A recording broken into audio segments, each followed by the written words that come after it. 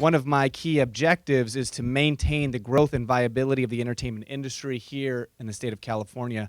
The video game industry is one of the leading economic drivers of our state and a multi-billion-dollar industry responsible for sustaining thousands of good-paying California jobs. As we will hear later, this industry, much like our film production and recording industries, has drawn the attention of other states and countries who want to lure our talented workforce away from our state.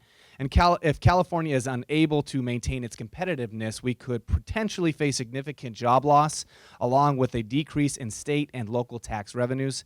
The technological advances that you're seeing in today's video games are going to make their way and migrate to other technological platforms. Things like voice-activated control, body motion sensor, and of course AR and VR are going to cross over into other platforms as well. You look at where we've come as an industry in terms of who is a gamer. In 2001, there were about 150 to 250 million gamers in the world. Now there are 1.2 billion. When you think about an addressable market, right, in 2001, our CEOs, who are very smart and they're visionary, said, why are we defining this in such a narrow fashion?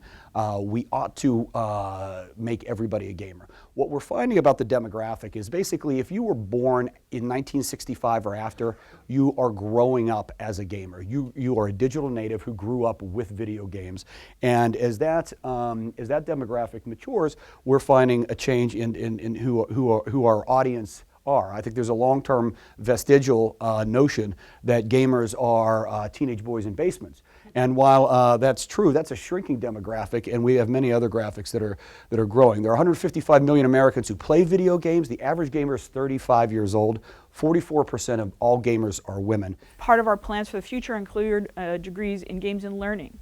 These are all fields that are going beyond just entertainment in games, and we need to be prepared to educate the next generation of designers to create interventions into health and wellness, interventions into education that use all the fantastic abilities of games to engage us to make our lives better in many ways.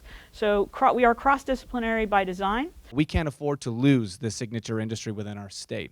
I don't want to see that, and I'm sure nobody here wants to see that either. I hope that the information we gather today will help us find ways in which the video game industry and the state can work together to define best practices to maintain California's dominance in this critical sector of the entertainment industry. My goal is that through cooperation and conversations such as this one, as we are beginning today, we will secure the future of computer games in research, education, and workforce development here in the Golden State.